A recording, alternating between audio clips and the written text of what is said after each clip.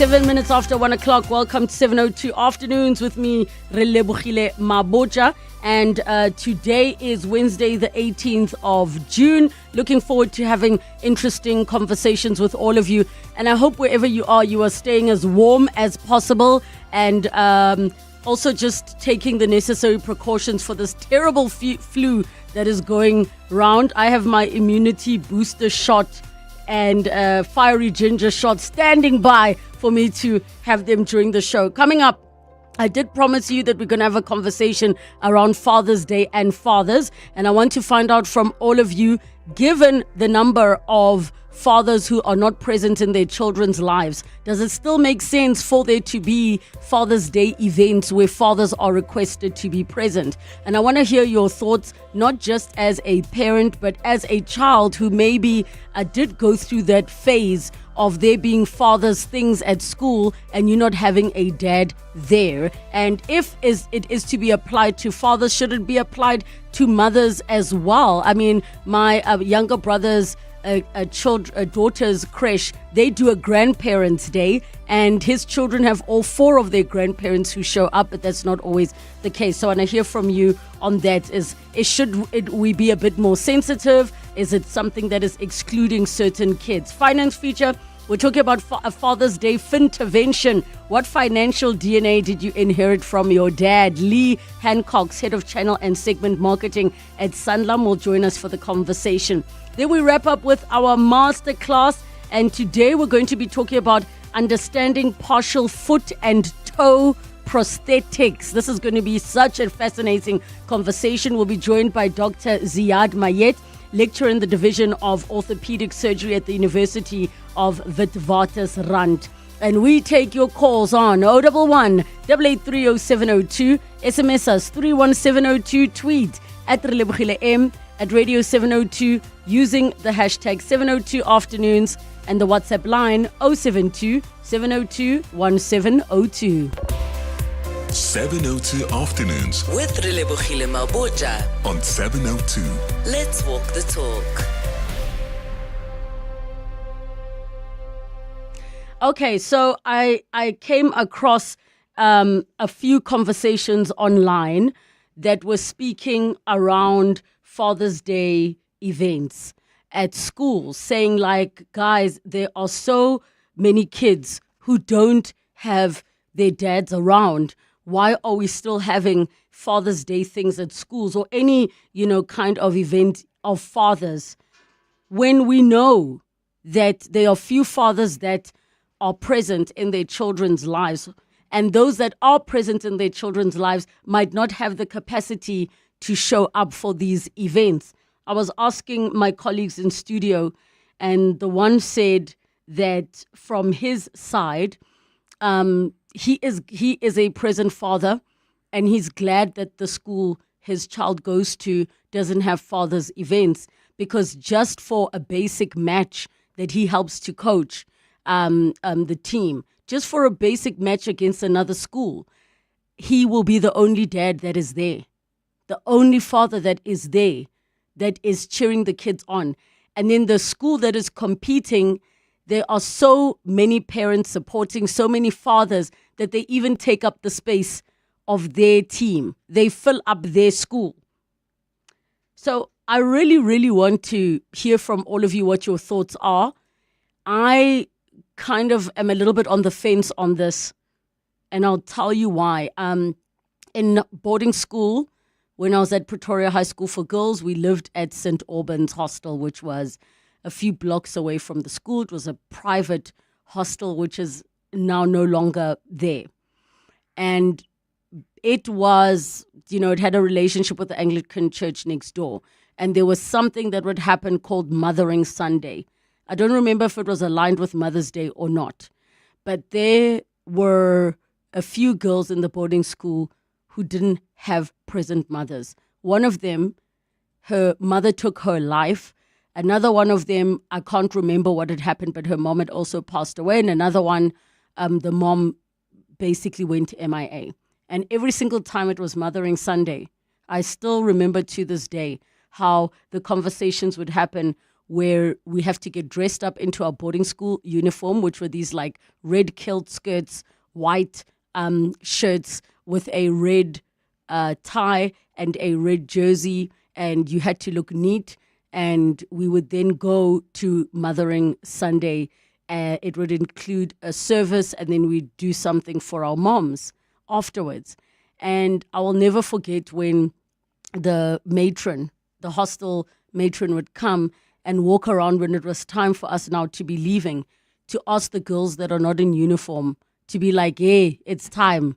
It's time for you to get ready. We're supposed to be going. You know, it's compulsory. And the ladies would be like, I don't have a mother. Why am I being forced to go?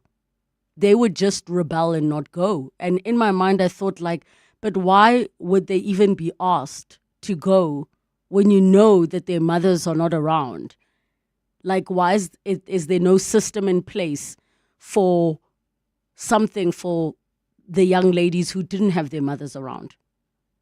Now, fast forward to Father's Day events, where the conversation has been around why are we still having these events if we know that there are so few children who have, or not as many children who have their fathers present in their lives, actively present, physically here and actively present to show up. There's a gent who on TikTok was sharing that he's an uncle and the nephew called him, and the nephew was saying, you know, Malume, please come. And he's like, why are you asking me? So he's recording this conversation. And he says, because at school they said, like, you need to invite your dad, excuse me, or a father figure in your life. And you are my father figure.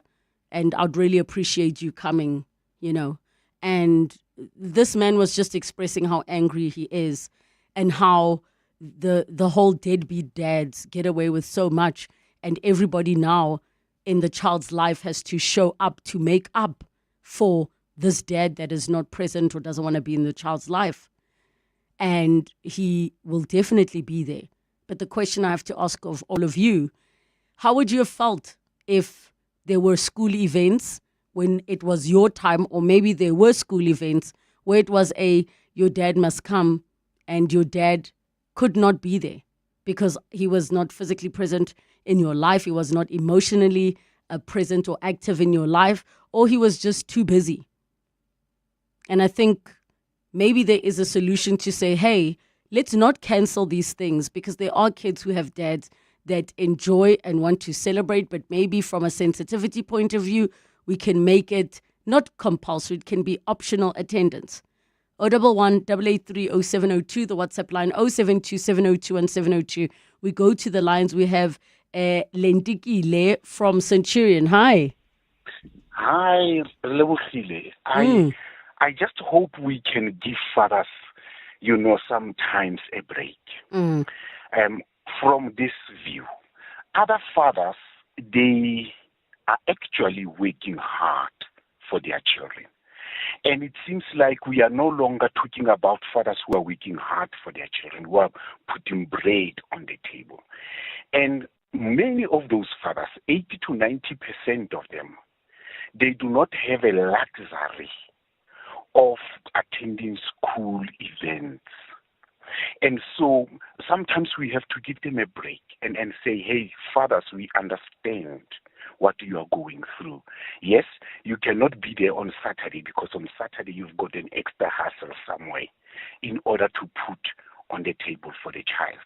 So it's not all fathers who are not there on the events at school have neglected their children.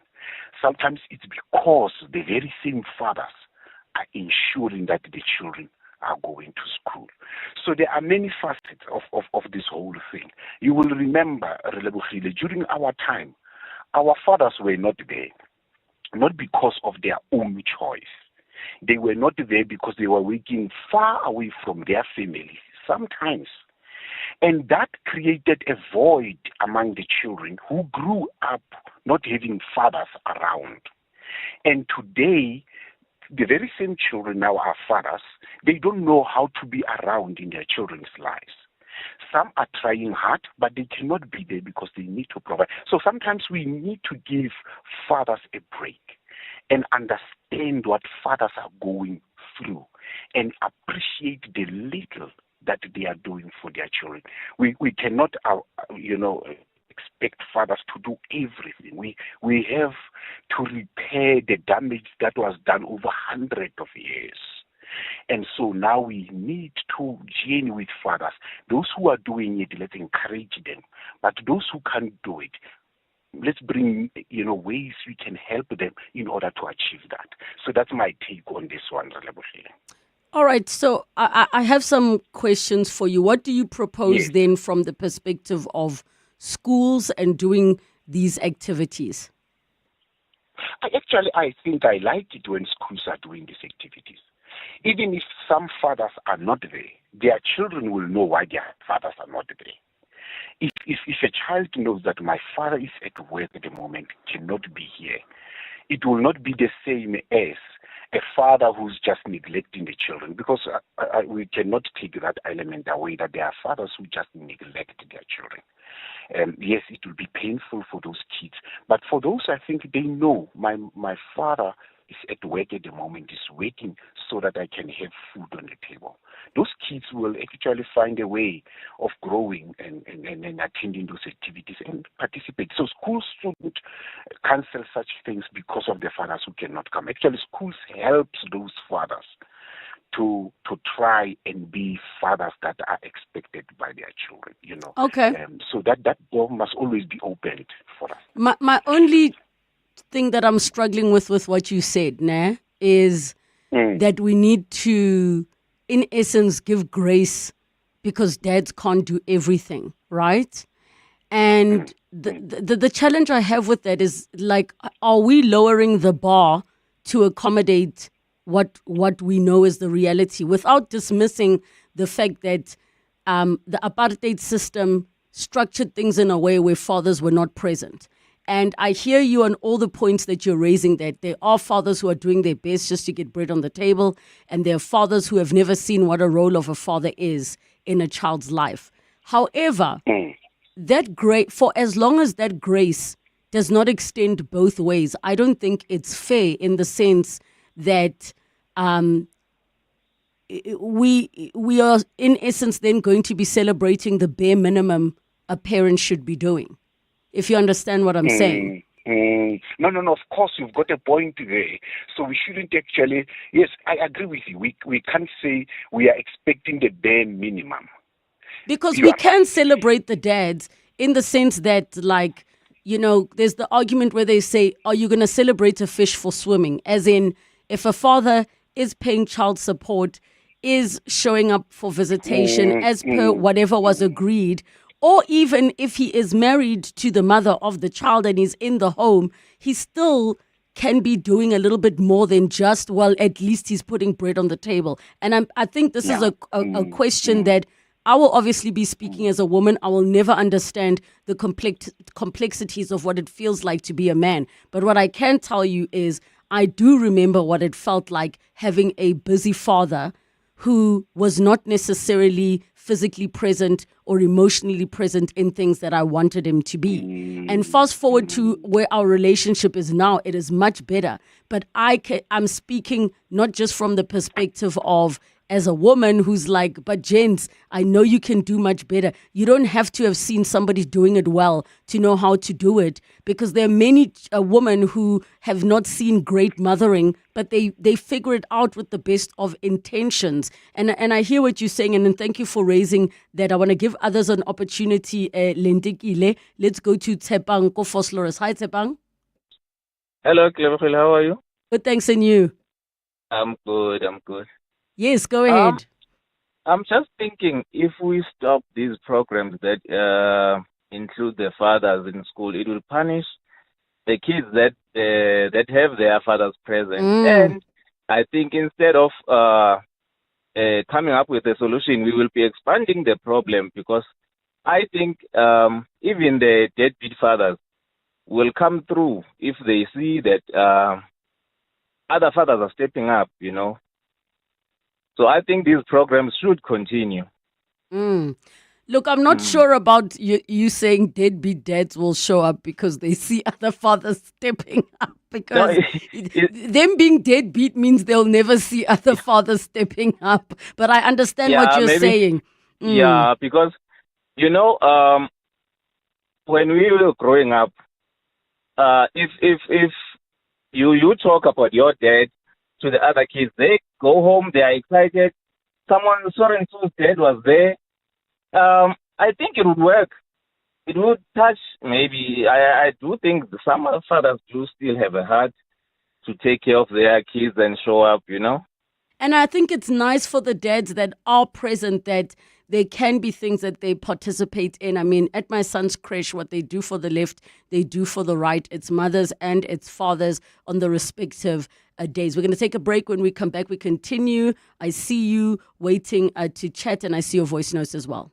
Bongani Bingwa, 702 Breakfast. Weekday mornings, 6 to 9. Get out now. This was the unambiguous message from US President Donald Trump to residents of the Iranian capital Tehran as he told them to immediately evacuate the city. Kevin Bloom, when news of the Israeli attacks on Iran broke out, were you surprised? I wasn't. It was a response to the pressure on Gaza and the fact that Israel could no longer hide the atrocities and the war crimes that were going on. There were increasing calls for a Palestinian state. Bongani Bingwa, 6 to 9. On 702.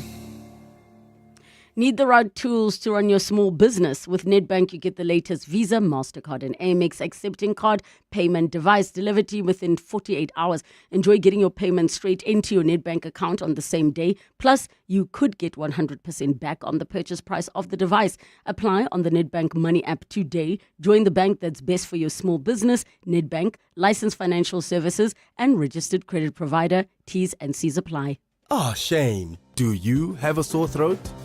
The Andalex range of lozenges offers two options. At the first signs of an irritated, scratchy throat, use Andalex lozenges for dual-action soothing relief. But for a painful, inflamed throat, use Andalex C lozenges for triple-action pain relief. Andalex, SA's #1 choice for a sore mouth and throat. Andalex lozenges are available at all leading pharmacies and supermarkets. Just Andalex it. When it comes to protecting your workforce, trust the workwear brand that has been protecting workers for over 150 years, Sweetall. Sweetall has overalls and uniform solutions for every industry, so your team is safe, comfortable, and ready to tackle any challenge. Visit our new Boksburg showroom, shop A1 Atlas Road, Westwood, Boksburg, or go to sweetall.com today. Sweetall, we never let you down. Superior protective workwear since 1871.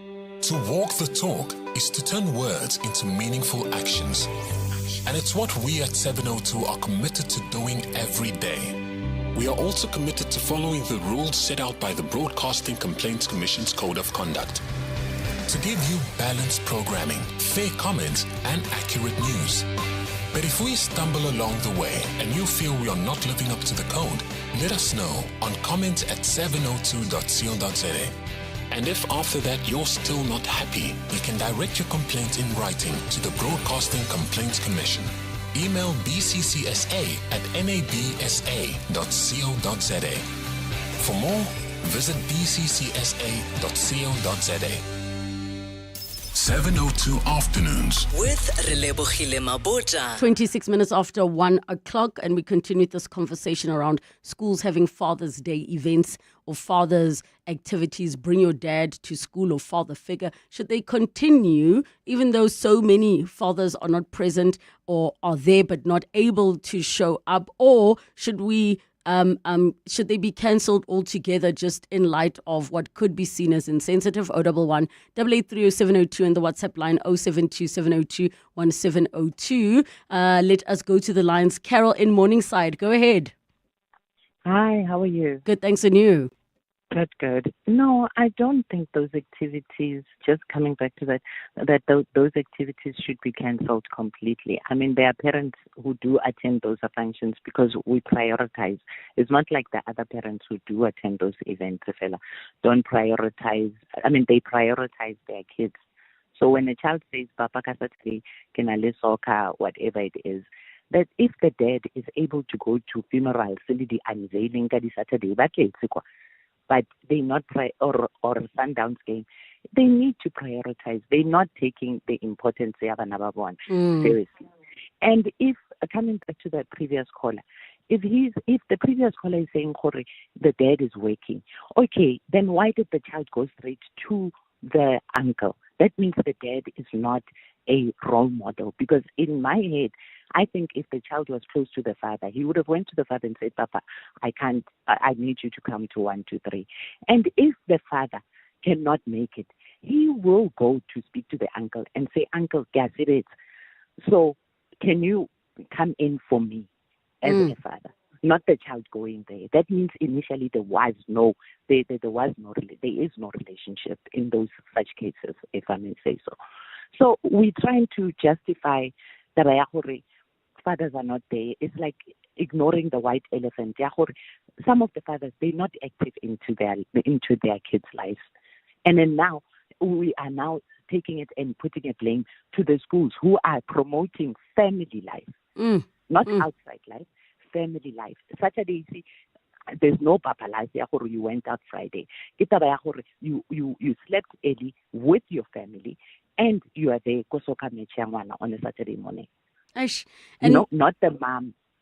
Yeah, I hear you. And it's tricky with what you're saying, because you're raising something I never thought about. It's like some of these fathers do know how to make time to go to a soccer match, or like you said, hoboloka somebody, tombstone unveiling, but they aren't prioritizing it. And if a father figure needs to step in the place of a dad, the phone call should be coming from the dad to maybe a brother to say, hey, please can you show up as Malome and stand in my place?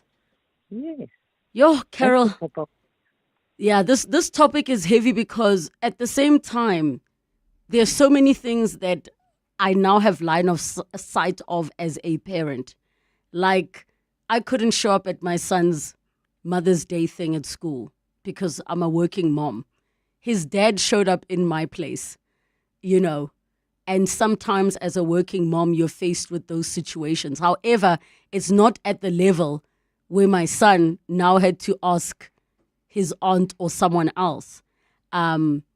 We also are fortunate that we have my mom who lives close by, and I'm close with my siblings.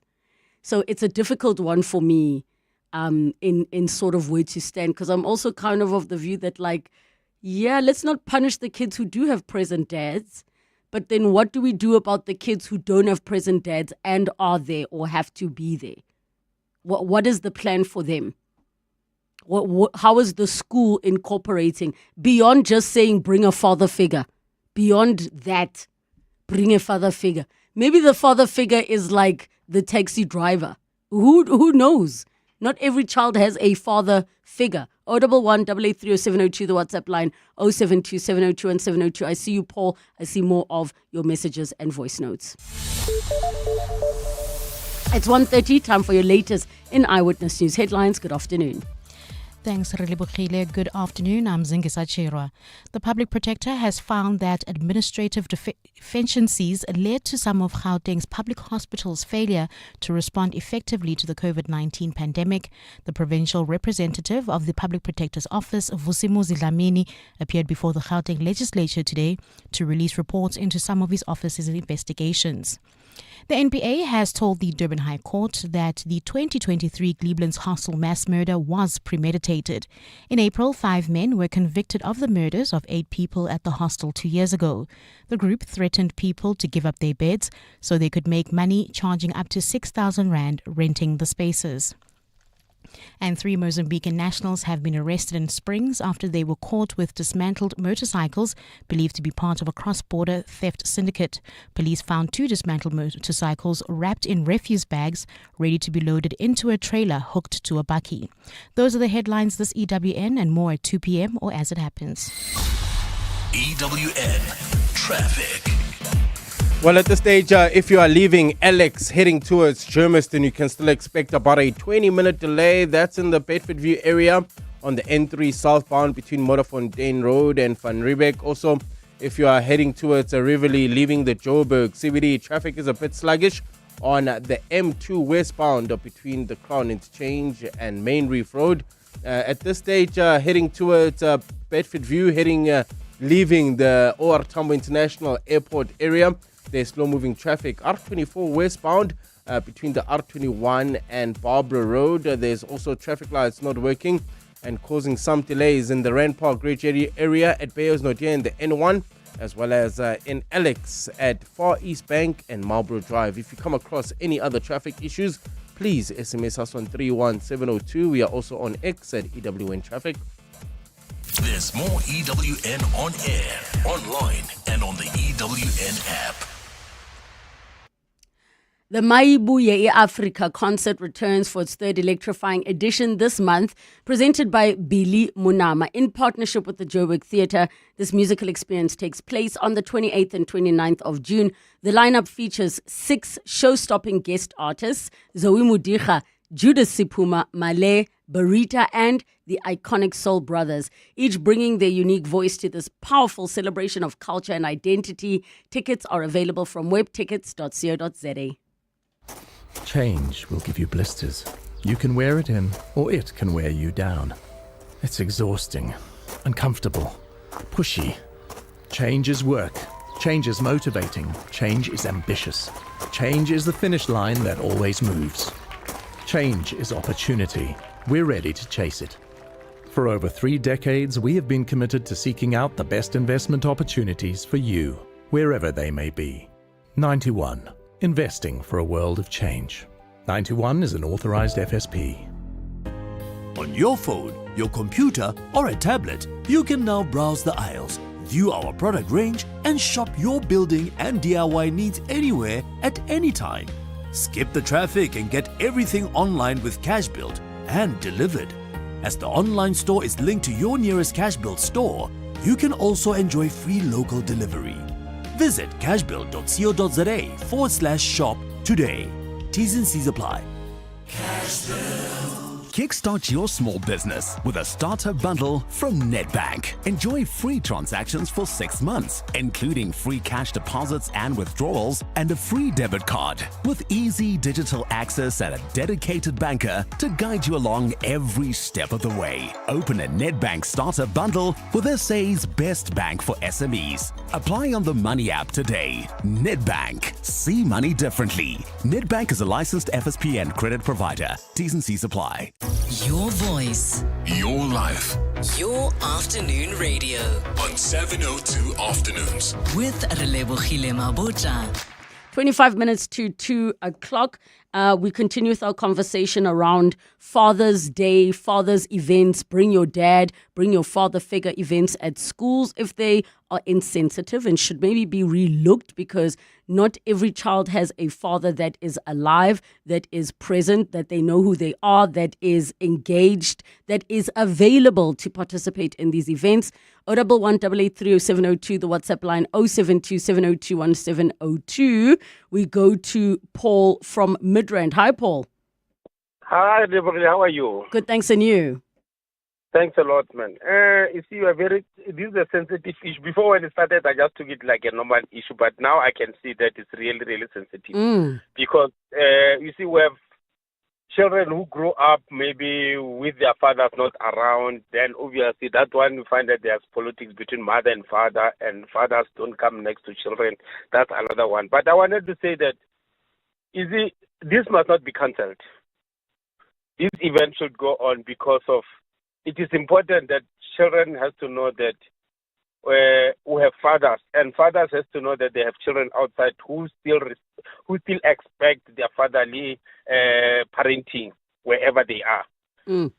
I find myself in a situation where I grew up without my father attending any event at school, and I didn't see anything wrong with that because this is how I grew up. And even myself now, because most of my children have graduated, have passed matric. I didn't attend most of the schools events where they say fathers have to be there, parenting day, what. I'll send the mother because I feel like there's nothing serious which is heavy to be done, just to hear what they're saying. And then obviously I used to send the mother. Unless it's ever an issue it's hard. Like when a child has been expelled, I had an incident where my child was expelled. I had to fight until the child go back to school, or an incident where the child school fees, there's a problem. Then I feel like, and the report is not there, then I feel like that's where I can intervene. It's difficult, especially as fathers, maybe to say that I will attend parents' meeting. Is it because you're working or because you feel Because like we there are feel like- certain things that are a mother's jurisdiction? We're working, but to most of the fathers, because of that moment, I feel like maybe that's a little bit time which I could be resting, or I could be doing something furthering what I'm doing, understand, trying to generate for the family. We don't take it like as if it's something very heavy. I could even, nowadays, most of the parents' meetings are done during weekends, Saturdays. I'll just say, no, maybe I'll attend another event, funeral at home, or some things which obviously I have to drive kilometers. I could just say, mother, attend those things. That's how it happens nowadays. But the problem is one thing. If you do it while your child knowing that my father is there, there's no problem. The problem is only find that you are ignoring it while the child feel like there is no replacement of a father. But also, Paul, feels just to add to what you're saying there, I can't tell you how valuable and how important it was for me to just see my dad there. Like, my dad, did amazing for himself financially, that he could even afford a private school in 1990 for 3 children. And I can tell you now, the part about the school fees to me as a kid meant nothing. The part about my dad is interested in watching me swim at the house inter-school race or whatever, that was more valuable. So I'm just planting that seed for you, and maybe your children feel different. The showing up of a dad, like, I know for me was everything. Like, that was the person I always felt like I wanted his acceptance and approval. But it's not the same for everybody. And thank you, Paul. Mpon Newlands, go ahead. Auslebo, how are you? Good, thanks, and you? Bishop Auslebo, it might not be a popular opinion with some other people, but I do agree with you that having a present father is very important. And I'm present. I never had my dad. He always had, he was never around, actually. Let me not even say he always had an excuse. He was never around for anything. But whenever I went to sporting events, I did rugby, I did cross country, I did athletics. Whenever I went around, when we traveled, the other kids had their parents there. They would bring them shoes, they would bring them snacks. Just having them there sitting on stands. I remember the first time my mom could get off from work because she worked in retail. The first time she could get off and actually come and watch me run athletics at the Gauteng Junior Champs, it made me feel great. I overachieved on that day. Yes. And having a parent there is really, really important, which is why in our group we preach present parenting. You must show up and show off. That's what you gotta do. You need to show up and show off, because it's like money comes and goes, but you being there, making those memories with your kids, being present, don't be taking pictures, just enjoy the moment. Especially at the age groups where we are still trying to figure ourselves out in the world, within the school and the community, that reinforcement of having parent support. And I mean, it's a tricky one for me because sometimes I'm the absent parent. I'm the working parent who is working late at night. I was mid-shooting an entire TV show when my baby was like 7 days old, and I was sending breast milk to the house. Like, I was not the present parent as much as the dad was. And it's a tricky one because obviously all situations differ. We go to Leslie from Kempton Park. Hi, Leslie. Hi, Relebogile, how are you doing? Good, thanks, and you? I'm well, thanks. Yeah, my 2 cents worth. The topic you guys are discussing is very interesting and very emotional. And I can say not only absent fathers, also mothers are absent. I'm a father of 2 boys, and I'm forever at my son's activities, either school or extramurals. Can I ask you a question, Leslie? Yes, Relebogile. Why do we like to do this whataboutism? And I'll tell you why. Because I did mention at the top, this is specifically around fathers. And it happens when there's issues around men and women, when you, like now, you'll say something absent fathers, and there will always be a but what about. And the same thing happens when we talk about race issues, where a white person will say, but what about? Maybe help me understand why it's important to uplift men and fathers in this conversation on the back of, but they are also absent mothers. Like, are men on their own not able to shine as fathers without there being terrible mothers around? They can. And they are. The reason why I say that is because in most cases, fingers are pointed at fathers or men. Okay, I mean, Father's Day just happened on Sunday. Hence, we're talking about fathers. And I'm just asking from a curious perspective, because I do think that there are phenomenal fathers out there who don't even need to mention a mother. Like, if you're a great dad, you don't even need to mention the mother's not doing X, Y, and Z. You being a great dad on its own should speak for itself. You get what I'm saying? Because yes, I'm with you. There are toxic mothers. There are mothers that should have never had children. They are all there. But men being great dads should never be on the back of they are terrible mothers. You know what I mean? No, I'm with you. I'm with you on that one. And thank you so much for being an awesome dad. We need to shout it louder from the rooftops. Younger and younger boys need to know that there are role models like that exist. Spiwe in Durban, hi, go ahead. Hi, Relebogile. How are you? Good, thanks, and you? I'm good, Relebogile. This subject touched me a lot because I'm a father as well. I've got a son turning 20 this year and two girls after him, 16 and 18. So for me, my angle is that this should not be stopped. It's a good thing. So when I'm there at my son's school or my girl's school, they're playing volleyball, whatever the case may be, I make sure that I give the love and share the love with the other friends of theirs.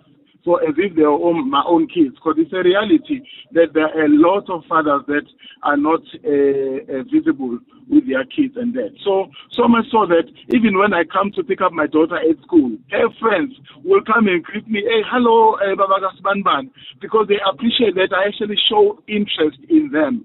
So I think this culture of having a Father's Day or a mother and daughter is a good thing. But I think what we must do, those of us that are present in our children's lives, is to make sure that we actually show interest in those kids out there. Even if it's just for that 1 hour that you are there, it means a lot to those kids that are not having any parents around them. Thank you so much, Spiwe in Durban. John in Mondio, go ahead. You're a present dad. Yes, good afternoon. Look, my situation is different. I've been a present dad for the past 14 years. My daughter is turning 18 now in December.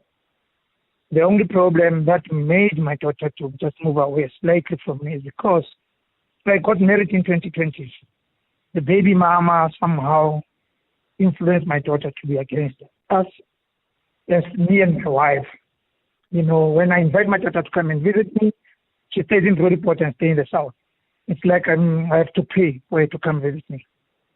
But they don't want to allow me to have my daughter with me.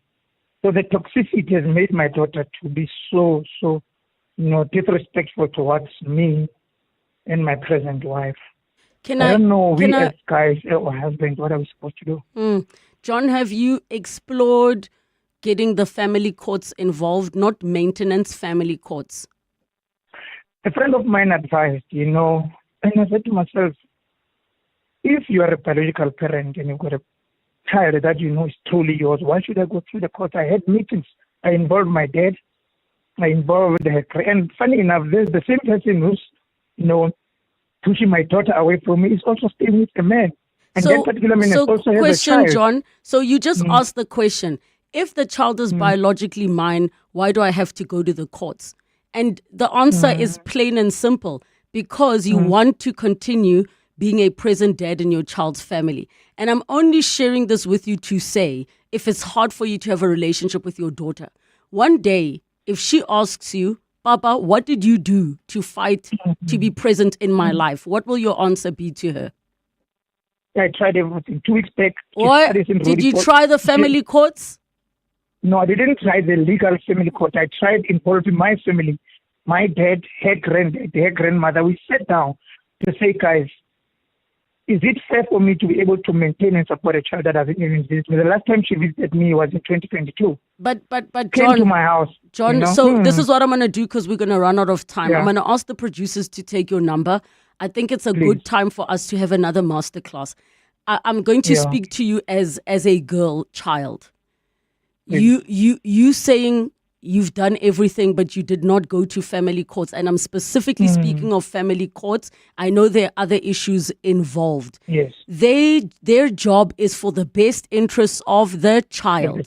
The best interests of the child are for her to have access to her father, unless for whatever reason it is detrimental to the child's well-being. If you are not initiating that when you already know there are challenges between the mother of the child and yourself, you cannot come to your daughter and say, but I spoke to my father and I spoke to my grandmother. That is not doing everything. The court system is there. And I know people will say, yeah, the courts always favor women. It is not true. A woman was jailed not long ago for denying access of the father to their children. So the courts will support you, but you physically have to go. So my advice to you is when you are ready, go and use the family court system. The maintenance court system is a completely different system and process. You understand? So you also then can't say, why am I paying for a child I can't see? You're not paying to see your child. You're paying for your child's existence and well-being because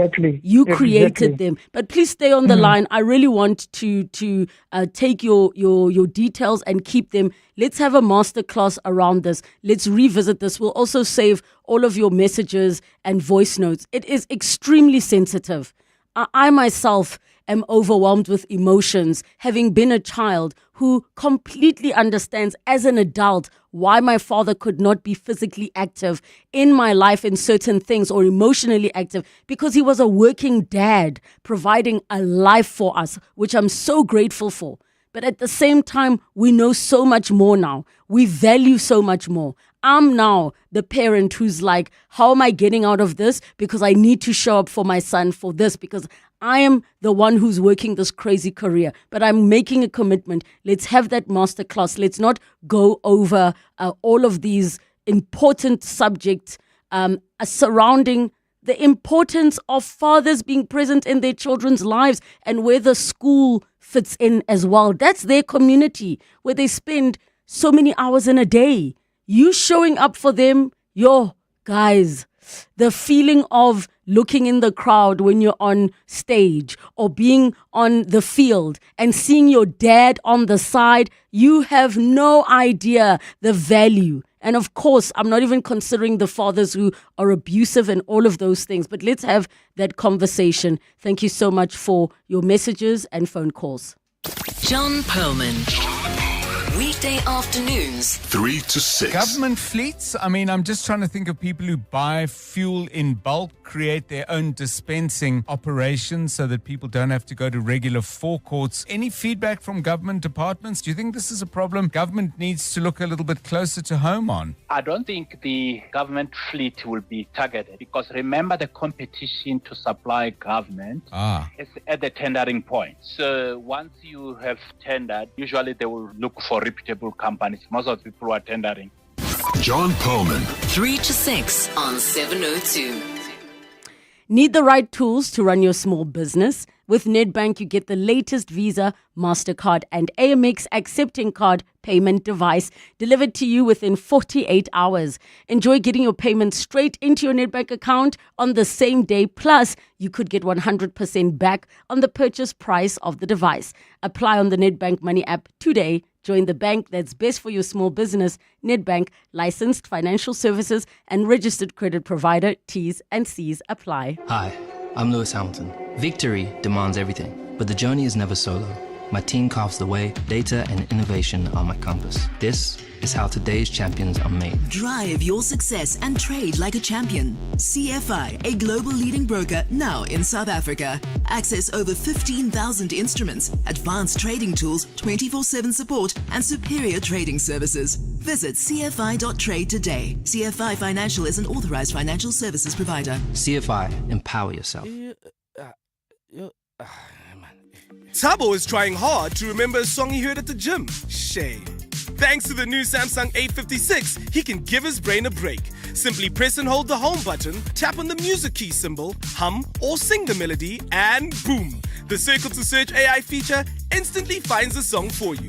Now Tabo can have an awesome gym session jamming to the best hits. Galaxy A56. Awesome intelligence is here. 702. Finance feature. Finance feature time at 8 minutes to 2 o'clock. And today we're talking about a Father's Day Fintervention. What financial DNA did you inherit from your dad? 011-883-0702 and the WhatsApp line 072-702-1702. We are joined by the head of channel and segment marketing at Sanlam, Lee Hancock. Lee, welcome to the show. Thank you so much for joining us. Thanks so much for having me. I'm sure you heard the conversation we were having earlier about fathers who are possibly even absent. Now, what of the child, as we speak about what one inherits from their financial DNA? I mean, if they don't know their dad, this is going to be tricky for them to figure out what comes from where and what to do about it. Yeah, absolutely. I was listening intently. It hits a chord with me as well, the things you were talking about. But I do think it's difficult, and it may be in households where the dads are maybe a bit more absent, whether that's due to their choice or not, and that children perhaps then end up with the way moms look at money. But there may be, when they do interact with their father, they may be seeing their dad in the latest car, or that he is saving for them. So they will pick certain things up from their fathers as well. But certainly, I think children pick up on a lot more than we realize when it comes to finances. This is so fascinating for me because I come from a family of accountants, and I don't know what I picked up from them, except that maybe sometimes I over budget. But let's look at what some of the information out there says about what we inherit from our dads. Yeah. So in a survey that was done by Money Smart, they reckon that 78% of people who watch their parents save diligently now do the same. So definitely a trait you would inherit. 63% who grew up with impulsive shoppers as parents have picked up that habit. So according to the research, most people will pick up the habit, but then you also have quite a large percentage who may go the exact opposite. So if your parents were diligent spenders, it may be that it tipped you into the other side of the spectrum. But it's being aware and really sitting and having a long, hard look at it and thinking about what it is that you may have picked up. So you refer to your family as accountants. When I was growing up, money was tight in our family, but my dad always drove a really nice car. And he had a great music system. And if I look at myself now, I must say I do like a good car. So there are things that we will pick up subconsciously and perhaps not realize that it was our parents' financial behavior. But when you reflect, you would notice that. I'm curious as to the situations where people become the extreme opposite. So let's say your dad is this like amazing businessman. They really know how to generate money and keep money and grow wealth. And then you have the kid who's now like just gets given the 1 million rand startup and gets given an apartment, but they just can't seem to keep it together financially. And you get the ones where maybe they saw their parents gambling their lives away or their father doing certain things and having a bad relationship with money, and then they in turn become overly frugal to the point of them not even enjoying their lives. Yeah. So I think often the discussions that happen or don't happen when we're younger influence our behavior when we're older. So it may be that the father was a great businessman. He built huge businesses, but he didn't have the conversations at home around money and how hard it was for him to perhaps build up that first business. So there's maybe some lessons that person didn't learn from the social interaction in the home. And on the opposite side of the spectrum, the child who saw parents gambling and saw what the struggle was, then just decided for themselves some introspection and went, well, I don't want to grow up with those pressures in my family. So I'm going to take a look at it. So I think a lot of it really boils down to the conversations we may be having or not having in our family environments as well. Final thoughts on this, Lee? I think we need to do some self-reflection. There are some great money personality tools out there. We as Sanlam have one as well. And really see what was inherited, what wasn't. And I think also maybe in line with Youth Day this month, it's the conversations that we are having with our children. So what lessons have we learned from our parents financially? And how does that influence the conversations we are having with our kids about finances and how to look at money? And of course, where necessary, getting your financial advisor involved so that they can also help guide you to achieve your goals. Thank you so much, Lee, for chatting to us. I hope it wasn't too sensitive for you as well, the conversation of fathers in our lives, but we will give these types of conversations more time. Beyond politics. Didi, I'm not going anywhere. It's honest conversations with politicians and newsmakers on Politricking with Sidi Madia on EWN. It gets heavy. Even in losing the election in Polokwane, people regret Zuma. They don't regret not backing Mbeki. Me, I don't regret nothing. Because he gave people a sword to stab him with. Yeah. It gets personal. There's a tendency to paint the entire GNU with the whims and the feelings of the DA at any particular moment. It is not a fact. It gets to their truth. If you check the videos, it started coming like organically on the ground. Random leaders of the FF command saying, no, man, this Floyd must go away. You call him VBS Floyd, don't you? Yeah, it's VBS Floyd. Why is Julius Malema not VBS Malema? The president was cleared by parliament, guys. Hold on. Yeah. You're defending even Floyd Shivambuni is in the EFF from VBS. Suddenly it's VBS Floyd. No, I never defended. Catch a new episode every Wednesday on PrimeMediaPlus.com. Politricking with Sidi Madia on EWN. On record, in touch, in tune, and independent. Mzansi Ballet's finest come together in one spectacular show. Fusion of favorites, a unique and highly anticipated performance set to take place at Peter Torin's Monte Casino Theatre from the 19th to the 27th of June. The performance will also feature the world premiere of Vincent Mansue's Song of Kudugo, Exodus, as well as new works by Angela Ravi. There are only 4 shows, so get your tickets now before they sell out. Secure yours at webtickets.co.za. Quiet, please. The Wimbledon experience in Mzansi is back at Amex Tennis Town Monte Casino between 11 and 13 July 2025. Enjoy VIP hospitality, the ultimate big screen experience, and more than just strawberries and cream. Buy your tickets now using your Amex card on Howler and get 50% off on limited tickets. Amex Tennis Town, the Championships Wimbledon experience with the Mzansi advantage. Tennis is better with Amex. Are you looking for the best savings on spectacles? At Specsavers, enjoy 1,500 Rand off when you get tested at South Africa's trusted and most established optical group. Get 1,500 Rand off all frames in store, or use your 1,500 Rand off on our leading lens enhancements, such as drive light lenses that reduce artificial glare whilst driving. Book online or call your nearest store today. Affordable eye care, Specsavers. T's and C's apply. This is EWN.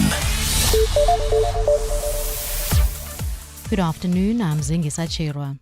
The Public Protector has found that administrative deficiencies led to some of Gauteng's public hospital failures to respond effectively to the COVID-19 pandemic. The provincial representative of the Public Protector's Office, Vusimuzi Dlamini, appeared before the Gauteng legislature today to release reports into some of his office's investigations. In August 2020, at the height of the pandemic, the Public Protector investigated 6 public hospitals to determine how they were handling the influx of patients.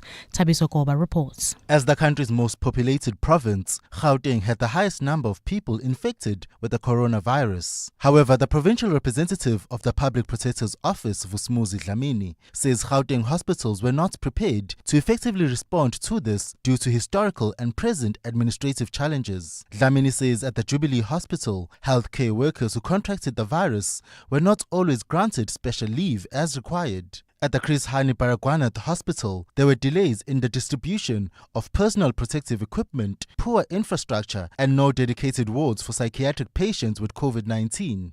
Dlamini has directed all 6 of the hospital heads to present a report on how they plan to address these administrative deficiencies for the next pandemic or similar event. Thabiso Koba, Eyewitness News. The man accused of murdering 14-year-old Lukhona Fose will have to wait another week for his bail bid to be heard. Mduduzi Mnisi made a second court appearance in the Roodepoort Magistrate Court today. He is charged with the premeditated murder of the teen. The child's mutilated body was dumped near her home in Durban Deep almost 2 weeks ago. Thandoluhle Ngcobo was in court and filed this report. Duduzi Mnisi's bail application was rescheduled for the matter to be heard in the regional court next week. Magistrate Annaline Africa explains. So your matter is now being rolled over until the 24th of June, that is next week Tuesday, to Regional Court K for your bail arrangements. Last week, the matter was postponed until today to allow the state time to secure bail information. The prosecution has already indicated they will oppose bail for this Schedule 6 crime. NPA spokesperson Pindi Mjonondwane. We have done all the groundwork as a state, including the profiling of the accused, and hence we say as a state we are ready to proceed. The accused will remain in custody until his next court appearance. Thandoluhle Ngcobo, Eyewitness News. The NPA has told the Durban High Court that the 2023 Cleveland's hostel mass murder was premeditated. In April, 5 men were convicted of the murders of 8 people at the hostel 2 years ago. The group threatened people to give up their beds so they could make money, charging up to 6,000 rand renting the space. Prosecutors have asked the court to sentence the accused to life imprisonment. State Prosecutor Rakesh Singh. They have displayed no remorse throughout this trial. State submits that the offences took place in a hostel where vulnerable members of society lived. He adds that the convicted murderers intentionally shot and killed the 8 victims. And the attack was motivated by control over accommodation. This demonstrates a criminal intent beyond just personal disputes. Judge Moher Masipa will deliver his decision this afternoon. And 3 Mozambican nationals have been arrested in Springs after they were caught with dismantled motorcycles believed to be part of a cross-border theft syndicate. Police found 2 dismantled motorcycles wrapped in refuse bags, ready to be loaded into a trailer hooked to a bakkie. 1 bike was reported stolen in Cosmos City earlier this month, and officers believe the parts were destined for Mozambique.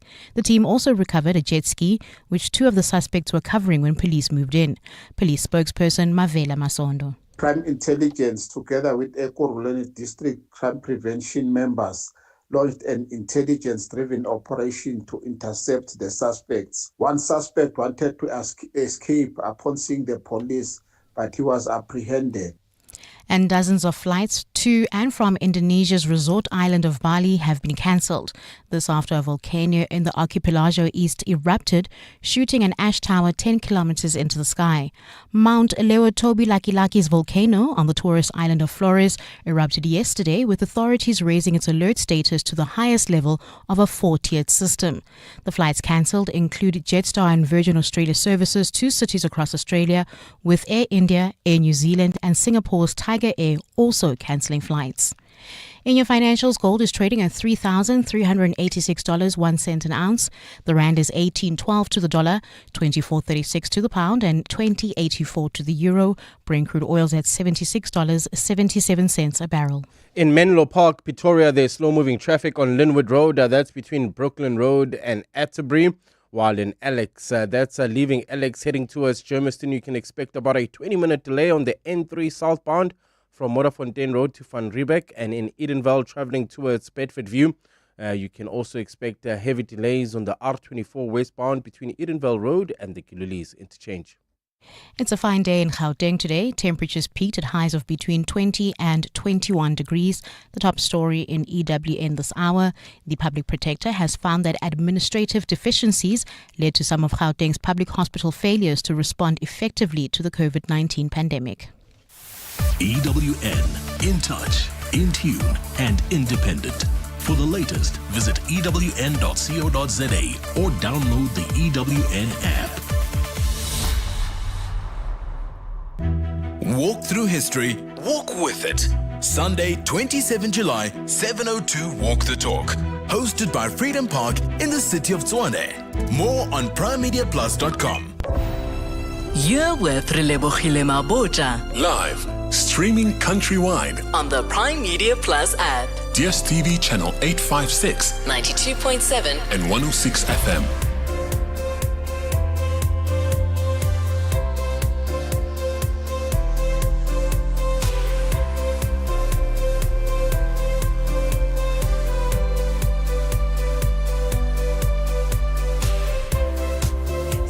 Eight minutes after 2 o'clock, the second and final hour of 7:02 afternoons with me, Relebogile Mabotja, and I'm so looking forward to this conversation as we have a masterclass coming up. But to everybody who has sent messages from the previous hour's conversation around fathers and fathers being present, I see you, your feelings are valid, and it is a very sensitive issue, so we will dedicate some time to it. Whether you're a little boy or a little girl, maybe you're a little boy or a little girl in a very adult body and you're still dealing with all of those feelings. Now you're a parent as well. We'll definitely give that conversation some time and attention. Coming up, our masterclass, we're going to be talking about understanding partial foot and toe prosthetics. And this stuff is so fascinating for me. It is not my world. So get your notebooks out, everybody. It is time for class. Get in touch with us, 011 8830702, SMS us 31702, tweet at Relebogile M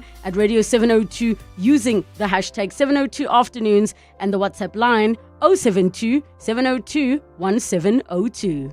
702 Masterclass.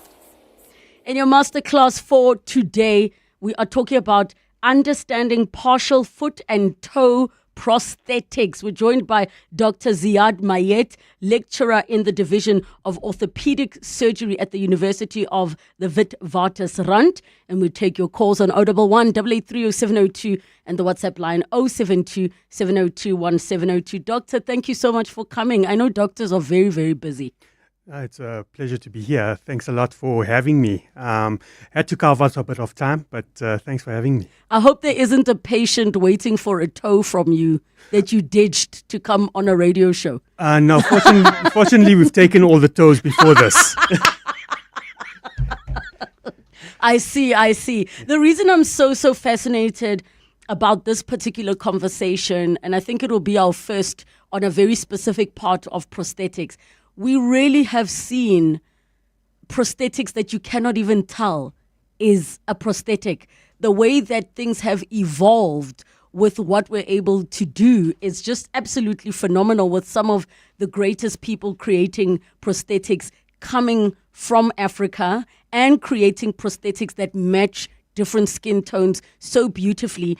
But before we jump into that, I want to find out from you, how did you your medical journey lead you specifically into the space? Well, actually, I'm an orthopedic surgeon. My call to orthopedic surgery was quite literal, the Greek meaning straight children. And that brought me into orthopedics. And more than that, I'm a nut for deformity correction and kind of making things straight, getting God's children physically straight. I don't know about the spiritual part too much, but that then led me then into foot and ankle surgery more than anything else. Ooh. And I'm heading the unit at Baragwanath on that. Can you just help us understand from a medical perspective with regards to, bottom half of the body? You saying you specialize with foot and ankle.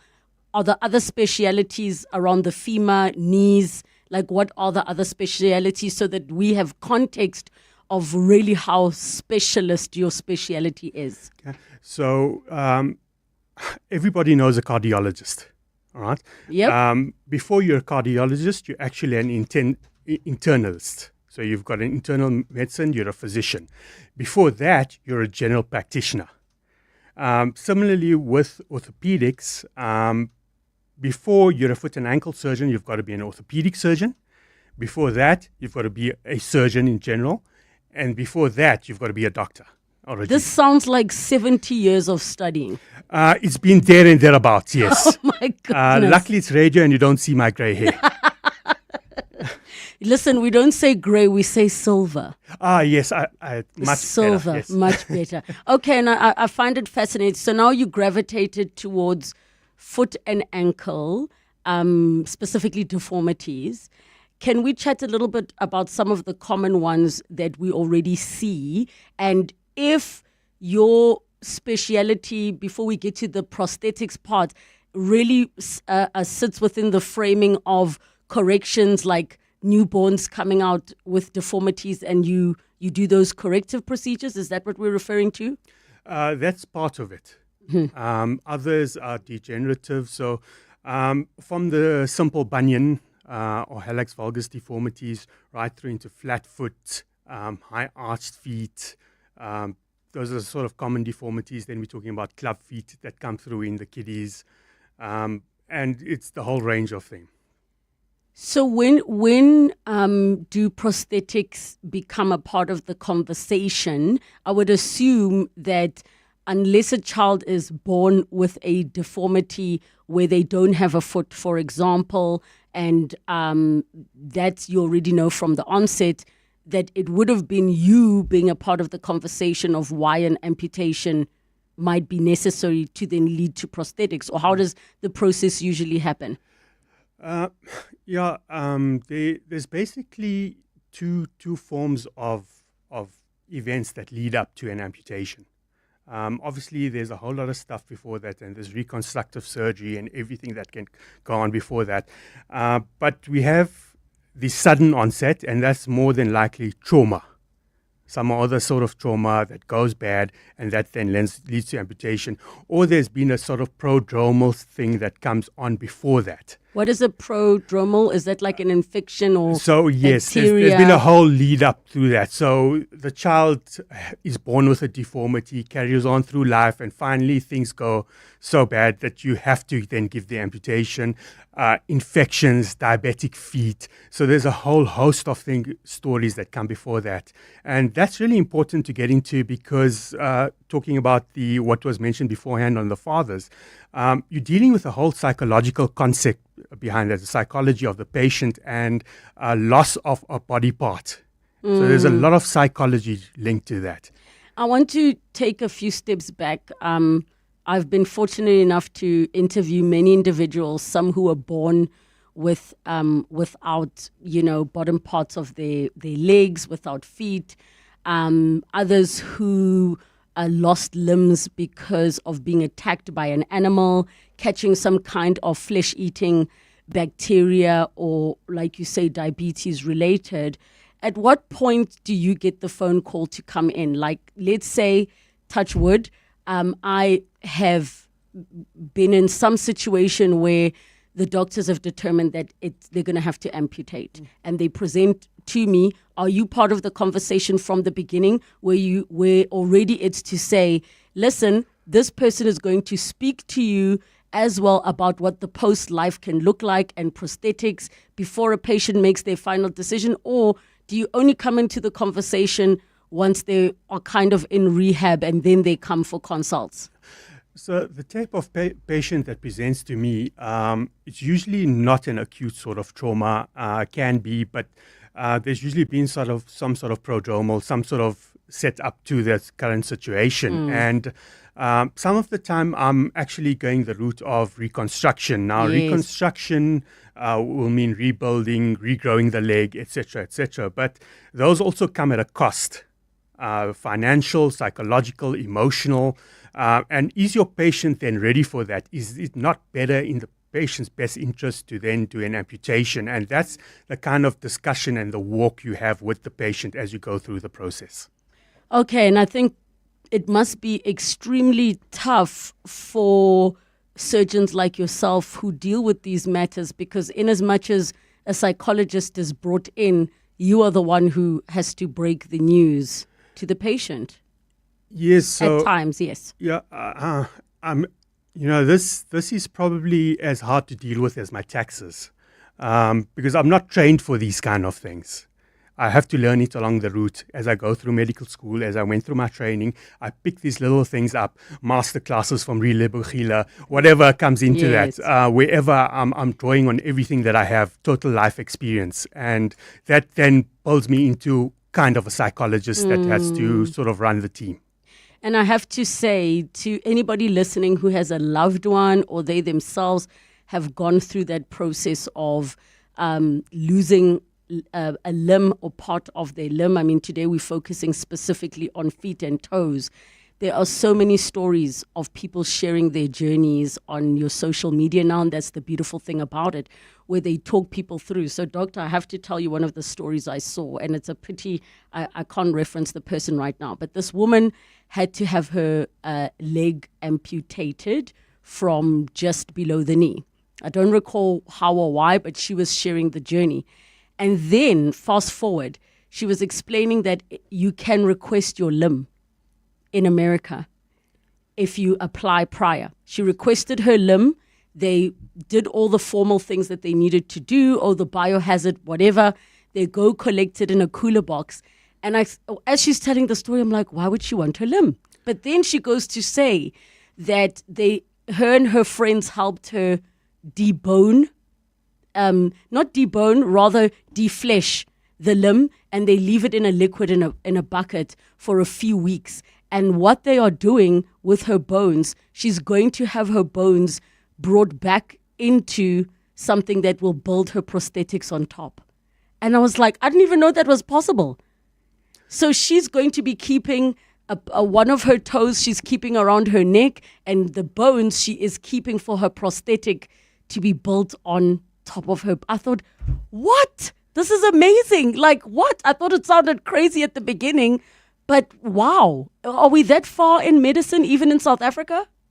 So South Africa, we are lagging behind a bit. And a lot of it's got to do more with financial reasons than anything else. We just don't have the financial clout of other countries. So bring it in, there's few and far between that can afford it, that kind of thing. So we've got to look at all those kind of factors. Otherwise, you're looking at more the general type of situation. Our orthotists in private are quite set up to go this route more than anything else. Whereas in the state sector, it's a little bit more closed in, and we don't really have that reach any there. But, the thing is, the sky's the limit. You dream it, and somebody's going to think of it a few years down the line and actually make it happen. We've got a caller that's been waiting. If you can just put your headphones on. We've got Vina from Lenasia. Go ahead, Vina. Hi, Relebogile. Yes. Thank you so much for having me. I just wanted to say hello to Dr. Mayat. I don't know if you remember Amisha. He did her operation a few years ago when she was 13. He fixed her brachii metatarsia. How are you doing, Doc? Oh, thanks yourself, Vina. Good to hear from you. Good. It's nice to hear you as well on the radio, Doc. Such an interesting thing that you're discussing today. Just wanted to say that, the brachii metatarsia for Amisha, when she was, as she grew bigger, it was hard for her to wear certain shoes and that.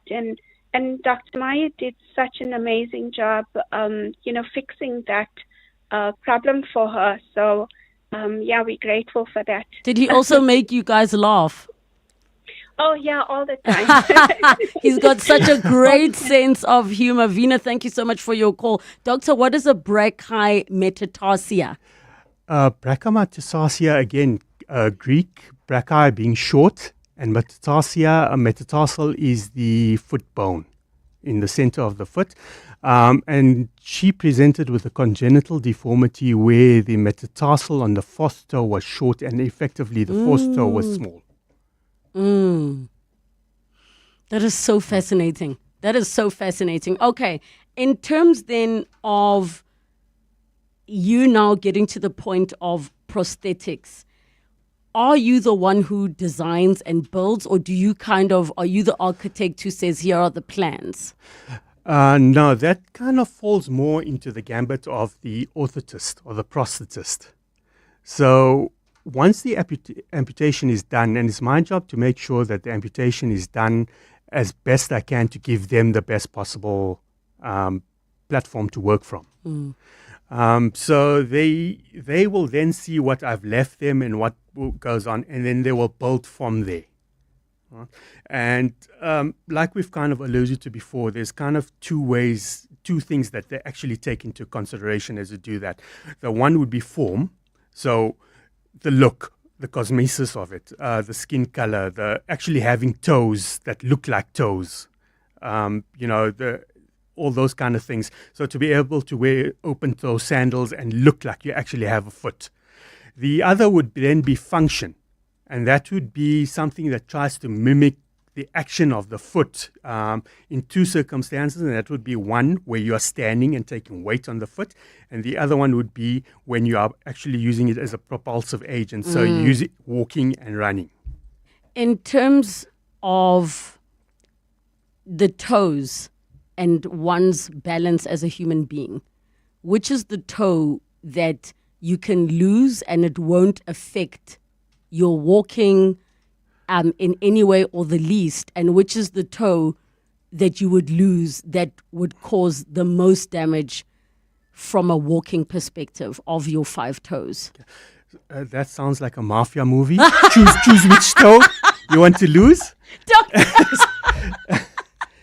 And the reason I'm asking this is because I think about the pinky toe and how many times we stub them knock them on tables and hard things. But then I'm also like, as I'm walking, I'm like, okay, the big toe is the one that maybe you would never want to lose. But I feel like the pinky does have a role. Help us understand.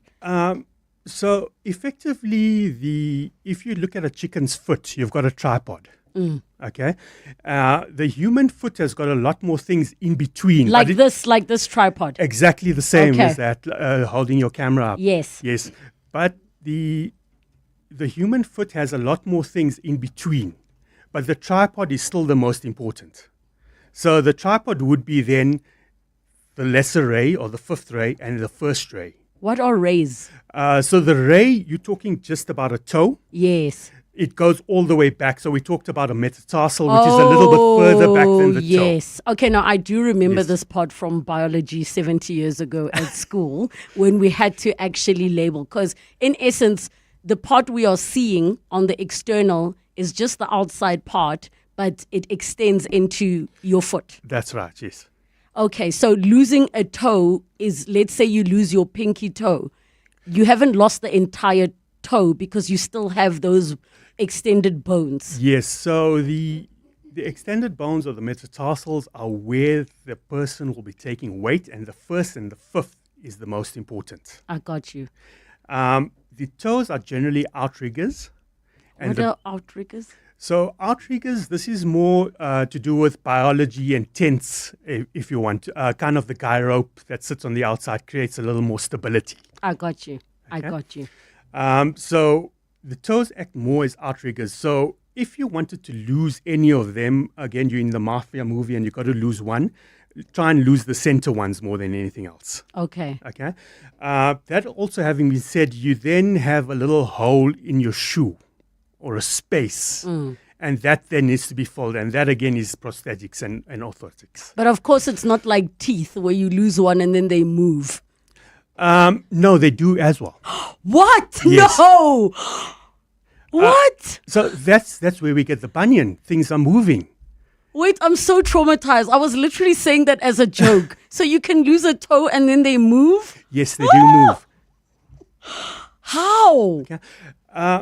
So these are not just bones. They're not just metal rods. There's a whole lot attached to them. There's joints in between. There's muscles. There's tendons. There's pulls. There's things going on around that. There's a whole lot of mechanics that go into this. And like I said, that's how the bunion comes about, because it comes through the joint and there's an abnormal pull on some of the tendons, and that pulls the toe into a bunion.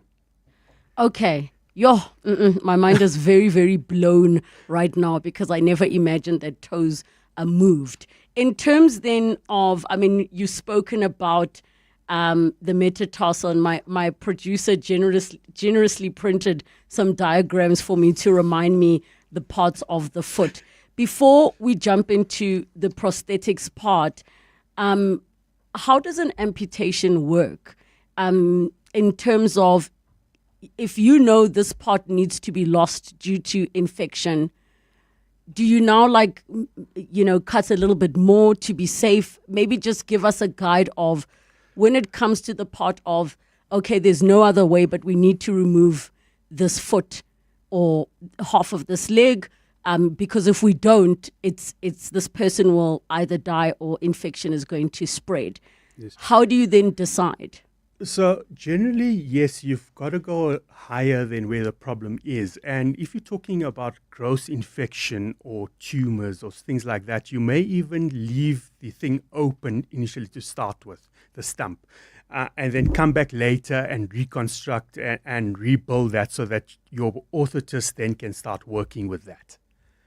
So, help me understand. So you rebuild a bit higher, but now if you are cutting cross section of a foot, where do you get the skin to close it and cover it up?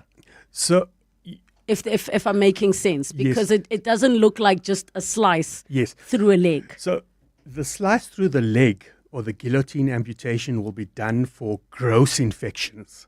So you know you're going to be taking too much away. So you can go in with a guillotine amputation, try and use antibiotics and other means to control the infection and come back and close it later. So you're trying to save as much of the natural anatomy as you can. Yes. And that goes through into a below-knee amputation or something like that. If you can imagine that, you want to leave as much of that leg as you potentially can. That makes the prosthesis easier and easier, and it makes the patient's life easier with the prosthesis. So how do you decide, and obviously this is quite technical, but there are circumstances where I've seen an individual's stump, I'm not sure if medically that's how you refer to it, where there'll be a bit of bone still there, but it is fully covered. So in that healing process, do you graft skin from the leg the portion that you've removed to close it up, or how do you close it up in a way that it heals completely? The normal run of mill of things, you would be taking the bone at a level, creating a flap of skin, and covering that up. I got you. There are circumstances, like I said, infection, where you won't be able to do that. And you said you would leave it to heal to avoid infection. Yes. Does it sit in a fluid or it stays exposed in like bandage and dressing? It's bandages and dressings, which again have a whole lot of stuff in them generally. Yes. We get silver impregnated dressings, for instance, which are bactericidal. They kill bacteria. So you can put that on, and there's various others. That's just one example. So there is something that you're doing locally to fight the infection, as well as through IV antibiotics. All right, we need to head over to the news. When we come back, we continue with this masterclass. Zodidi, I see your call. I see your messages and voice notes as well on the WhatsApp line, 072-702-1702. It's 2:30, time for your latest Eyewitness News headlines. Good afternoon. Thanks, Relebogile. Good afternoon. I'm Zingisachirwa. The Gauteng Education Department says it's monitoring the case of Likona Fosa's murder following the accused's second court appearance. Department spokesperson Steve Mabona addressed media outside the Relebogile Magistrate Court today, where 39-year-old Mduduzi Mnisi made a brief appearance. NUMSA-affiliated workers at Denel are staging a protest outside their headquarters this afternoon, calling for a 7% wage increase. They've been demanding a salary increase for the past 5 years with no success. And the Public Protector has found that administrative deficiencies led to some of Gauteng Public Hospital's failures to respond effectively to the COVID-19 pandemic.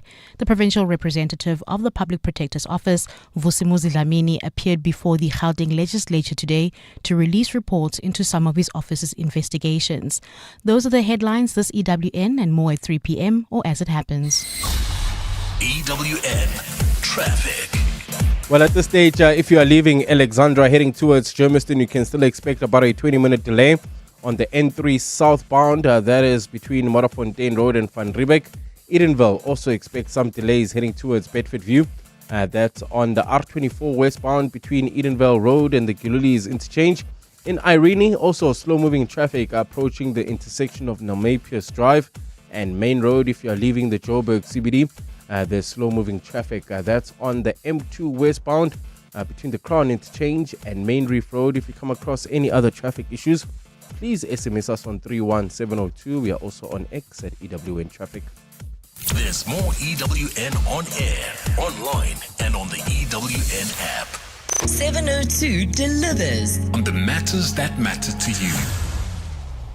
My name is Uncle Bafana Memela from Davidson. 702 is one of a kind. It caters for everybody.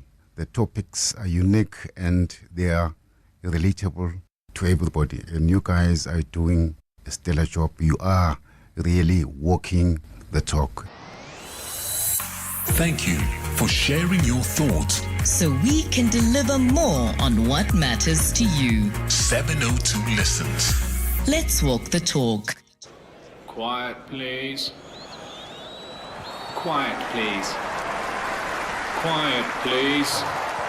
With 50% off on limited Tennistown tickets, no wonder Amex card members are so thrilled. Enjoy a world-class tennis experience at Monte Casino between 11 and 13 July 2025. Buy your tickets for Amex Tennistown online today at howler.co.za for the Championships Wimbledon experience with the Mzansi advantage. Tennis is better with Amex. In ancient Corinth, as Alexander the Great approached the philosopher Diogenes and offered to grant him any wish, Diogenes simply replied, "Stand a little out of my sun." At Plus 94 Research, we believe in illuminating the path to informed decisions. By removing the shadows of uncertainty, we let the light of data-driven insights shine through. Don't let assumptions cloud your vision. Step into the light of clarity. Plus 94 Research, the science of decision-making. Year in, year out, we're fixing tires faster than a Formula One pit crew. My team is on top of things like tire whisperers. If an unforeseen accident were to happen in my workshop, at least I've got My Way business insurance to keep the wheels turning. Visit myway.co.za or dial 0860 64 64 64 and get a quote today. My Way is a licensed non-life insurer and FSP. T's, C's and standard rates apply. My Way. Live your way. Checkers XXL Savings is on with the XXL Jackpot competition. The more SA swipes, the bigger the prize. Plus, save on Bacoma Weet-Bix 900 grams or Cornflakes cereal 1 kg, any 2 for 99 Rand. And Twin Saver 2-ply toilet rolls 18 pack, buy 2 for 249 Rand. Remember, simply buy any 3 participating products. Swipe your extra savings card and get a scratch card to enter the competition. Deals valid until Sunday at Checkers. This week on 702 RMB Africa Focus dives into Africa's rich supply of critical minerals and how they could fuel the continent's next wave of economic growth. Join award-winning journalist Crystal Alderson as she explores how minerals like lithium, cobalt, and rare earth elements are driving global demand and why smart strategies and investments are key to unlocking long-term value. Don't miss RMB Africa Focus on 702 Drive with John Pillman this Thursday. RMB is a proud sponsor of B20 and a leading African corporate and investment bank. Coming up On 702 Drive with John Perlman. 702 Drive is coming up from 3 to 6 p.m. with John Perlman. John, happy Wednesday. Are you good? Yes, doing well, thanks. Hope you're well too. Good afternoon to the listeners. I'm doing well. What's coming up on your show today? So news just in, South Africa is looking at trying to host a Grand Prix. There's all sorts of steps and ladders that you have to get up and get over. We've passed one of them. Circuit status has been approved. I have no idea what that means. But anyway, Neither do we're going to I. find out. Clearly it was some kind of compliance or proof of ideas and concept that we had to deliver. That has happened. So we're going to find out where we are now and how much closer does that bring us to actually hosting a Grand Prix out at the Kailami circuit in Johannesburg. The Public Protector has just published findings, 20 million rand spent on a sports stadium in Komani, Queenstown, as it used to be known.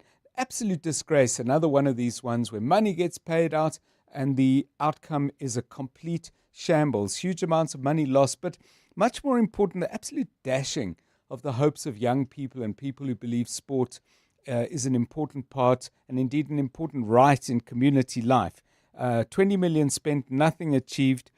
Public Protector will tell us whether we can actually get some of the money back, maybe, get it fixed up. That interview coming up later in the show, and I'm looking forward to that conversation. SCOPA, the Standing Committee on Public Accounts, speaking of corruption, today heard from the Special Investigating Unit. They referred 3,374 matters, I think it is, to the NPA for possible prosecution.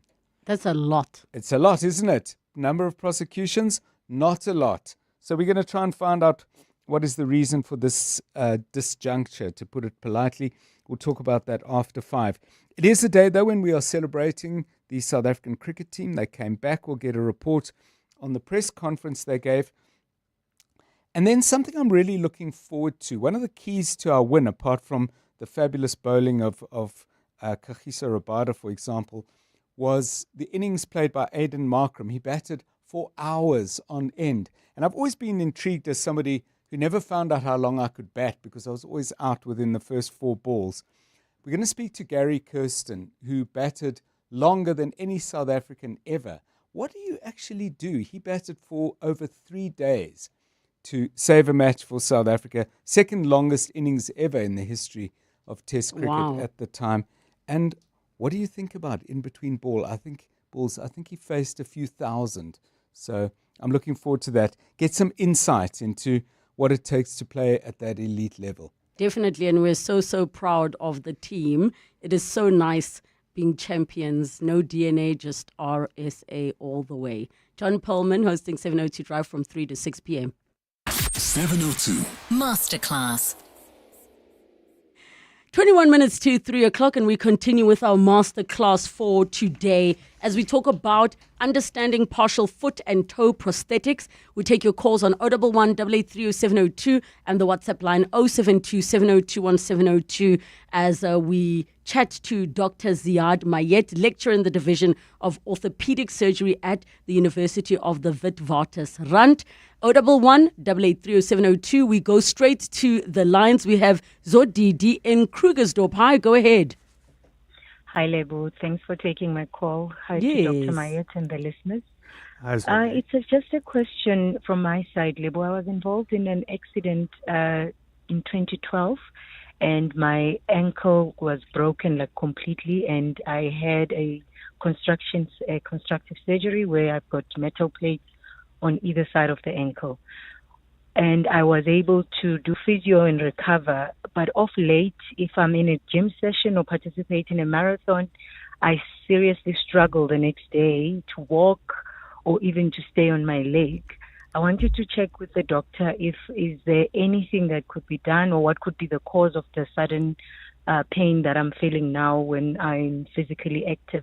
So let me in the past.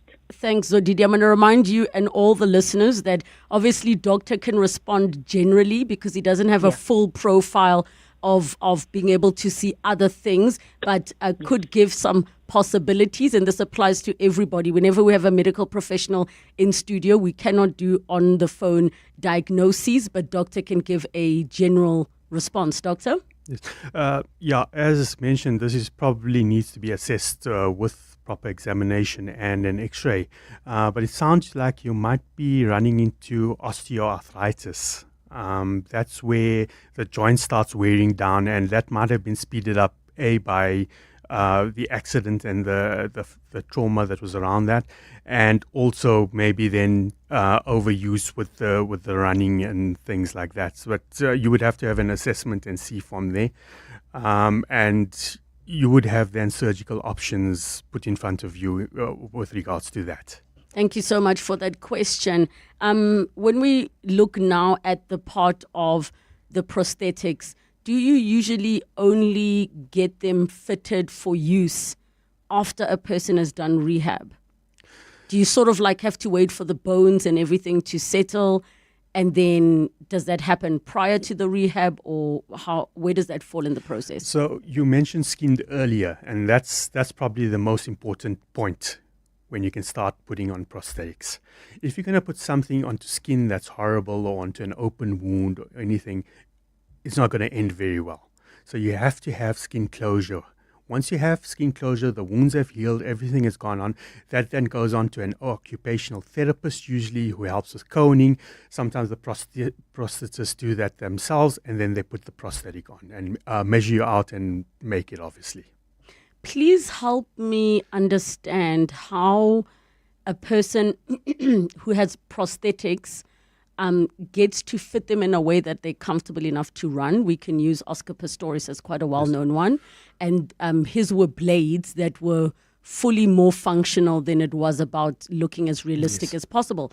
But how do they stay on when somebody is running? Is there something that gets like metal plates or things that get put into the leg, or help me understand? So there is osseointegration where you can put metal rods into the bone itself and attach that to the prosthesis. But what he had was something different. That was more the standard sort of fitting. You have a cone that the stump fits into. The cone is then attached to the leg in some way. And if you notice, I think he had straps above where the cone sat. Yes. And that was effectively tying that cone onto the stump. So it's something that's higher up, that's on the leg, tied down, and that links up to the cone. So now when we look at the partial foot and toe prosthetics, I mean, this obviously would be a lot more tricky than an entire foot prosthetic, correct? So if, let's say, you lose 3 toes or you lose the front half of the foot, where does one even begin to measure? And it sounds so complicated. Do you do like a cast of the other foot and then start to work from there to build and match? Yes. So again, these are done more by prosthetists than anything else. Yes. And they would start off with molds of the other foot to try and build up what you have there.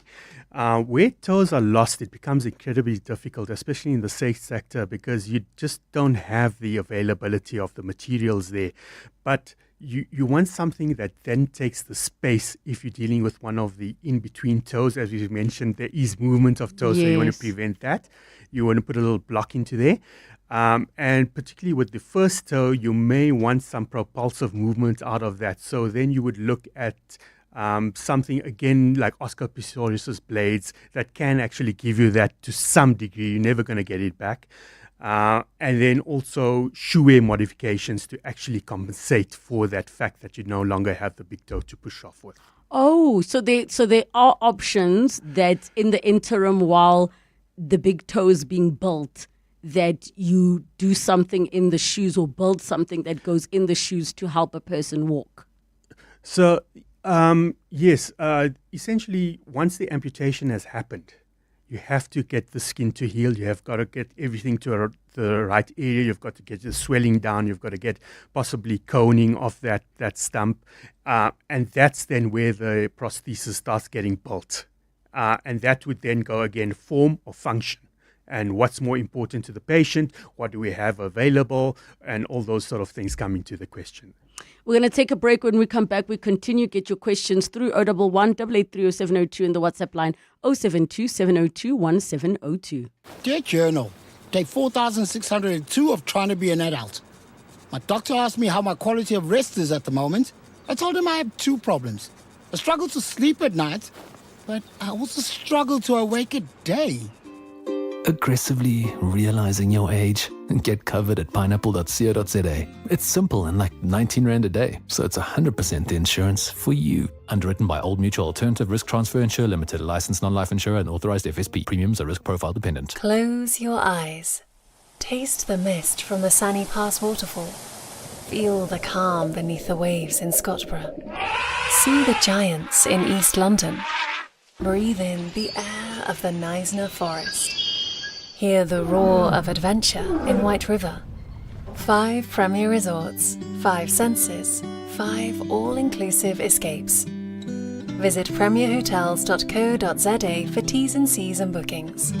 When it comes to protecting your workforce, trust the workwear brand that has been protecting workers for over 150 years, Sweetall. Sweetall has overalls and uniform solutions for every industry, so your team is safe, comfortable, and ready to tackle any challenge. Visit our new Boksburg showroom, shop A1 Atlas Road, Westwood, Boksburg, or go to sweetall.com today. Sweetall, we never let you down. Superior protective workwear since 1871. Nedbank Business Ignite on 702 is looking for a small business owner that talks a big game and delivers even bigger results. So if you're a small business that consistently dares to innovate, expand, and better your bottom line, you could walk away with 200,000 Rand cash and a 200,000 Rand advertising package. So enter on igniteyourbusiness.co.za. Then every day this week from 6 a.m. catch 702 Breakfast with Bongani Bingwa to find out if you're a finalist in Nedbank Business Ignite on 702. T's and C's apply. Nedbank, an authorized FSP and registered credit provider. 702 Masterclass. 12 minutes to 3 o'clock. We continue with our masterclass together with Dr. Ziad Mayet, lecturer in the Division of Orthopedic Surgery at WITS. And we are chatting around understanding the partial foot and toe prosthetics. 011-883-0702 and the WhatsApp line 072-702-1702. We've got a voice note, Doctor. Good afternoon, Relebogile and the doctor. I would like to know why diabetic people, some of them, they cut their foot or a body part. I really would like to know that. Thank you. Okay, so with diabetes, why do they cut feet? Diabetes is a disease really where there's too much of glucose in the blood in general. That then affects every organ system in the body. It gives trouble in the eyes, the heart, the livers, etc., and the kidneys. Down in the feet, what happens is that it changes a lot of things. You actually get a neuropathy where there is loss of feeling in the foot. And along with that, there's a lot of changes in the blood flow, there's changes in everything else, and that sets you up for the problems that you have with a diabetic foot. And it's a tricky one because it happens quite quickly. I have a friend whose father passed away where diabetes complications, part of the leg was amputated, and within 2 weeks he passed away, but obviously we don't know all of the details, but it is quite serious. Here's an interesting question that says, on the internet, one can see the integration of prosthetics and robotics. Is this technology real? If so, what are the capabilities in South Africa? So this is something that's more for the upper limb. So if you've got an amputation of the hand or the arm, for instance, then you can put on a prosthesis that has microprocessors that link up to your nerves. And that would then run the robotic arm that's attached to you. There is similar things in the foot as well, but obviously not as big as with the arm because you don't really need that kind of function in the foot. Is it available in South Africa? To my knowledge, it is not. But one would have to look into this to see, but it's definitely not in my circle. Doctor, how many specialists like yourself actually exist in South Africa? I mean, is it the kind of thing where people have complications where they do need partial foot and toe prosthetics, wait 2-3 years, or are there enough of you around for people to be serviced in this country, be it public or private sector? Foot and ankle is kind of a discipline that is starting off and is starting to grow at the moment. So there's a shortage of surgeons, there's a shortage of output out there, particularly in the state sector. There's always a battle going on. More than that, we cross over in and we deal a lot with the orthotists, and they also then have to keep up with us, so to speak. So as we move along, they move along with us, and we've got to keep, as part of the multidisciplinary team. And that's definitely short in this country to a big way, I think. And obviously the private sector has quite a lot more to offer. There is better orthotists out there. There's better materials and everything else. But you are limited in the state sector. And a lot of your work then gets done at places like Baragwanath Hospital, one of the major centers, and you wouldn't get it in all the secondary hospitals. So you would have to be transferred to Barra. On average, let's assume all the materials are available. After you have now referred a patient to the person building the prosthetics, how long would it take, let's say, to build a partial foot? If you look at the private sector, you're looking at very quickly. Within the week, you could get authorization. You could everything with a relatively simple sort of prosthesis. Your turnaround times are really not that long. You can get things done quite quickly and move as long as the people are getting paid and the medical aids are giving authorization for that. Whereas in the state sector, it's really an up and down sort of thing, and you can wait years for the materials to come in. You can be the unlucky person who's continuously looked over or passed on, or just don't make it there on time on the day or something. And other times you can get totally lucky, and you can also then get it within a very short space of time. All right, we've got more of questions coming through. One says, "Hi, doctor. My husband has one leg shorter than the other and limps. Where do we start to get shoes adjusted for him? Is this something that a podiatrist could take care of? Or is this fall within your jurisdiction?" So the short limb, this makes a lovely exam question. Yes. Where do you get shortening from? And it could be anywhere from the spine right down. So you've really got to assess the patient, see where it's going and what the problem is, and then institute whatever management you think it is. Just as a thumb suck, if it's not a lot, there's no other problems further on, you might just want to look into a shoe raise or something like that. Alternatively, you might just look at something like a limb lengthening surgery. But again, that all goes with assessment. Apparently, Tom Cruise has shoe raisers to make him slightly taller, not because of medical challenges of one leg being shorter than the other. Yeah, I think that's got to do more with function. He requires that little bit of height for the camera. I'm not sure, but that goes into function more than anything else. And that brings up a very interesting thing around limb lengthening surgery. Because that happens. Yes. It's a thing. Yes, we do it at Barra as well. How much longer can you extend a limb? Safely, we can do 4 centimeters. Anything more than 4 centimeters gets a little bit tricky. Personally, I've done up to about 9 centimeters. What? Please show me with your fingers. So 9 centimeters is about a third of a ruler. Yes. That you extended someone's limb. Yes. So did you graft some skin from somewhere? No, this is purely distraction osteogenesis. And again, it goes back into the word distraction. You're using distraction to grow bone. Osteo is bone.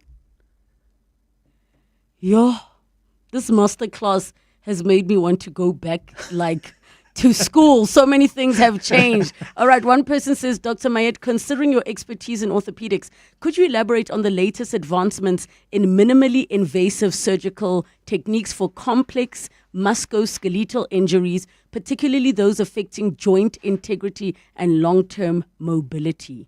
This also sounds like an exam question. Totally.